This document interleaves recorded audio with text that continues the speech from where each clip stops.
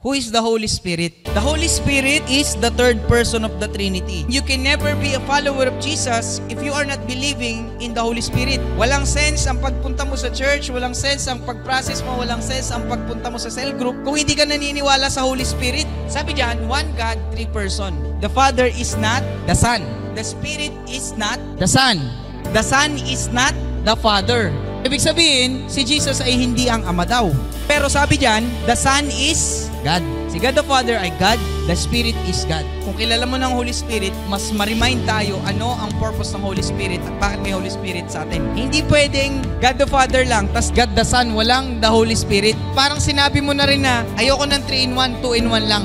Kape lang, tsaka creamer, walang asukal. Kaya mo yun, inumin? Parang hindi siya kompleto. When it comes in the Trinity, hindi pwedeng God the Father lang at si Jesus lang yung paniniwalaan natin. That's not Christianity. Nung si Jesus nagpipreach and even yung mga disciple, kung babasahin yung Book of Acts, doon kumilos ang Holy Spirit.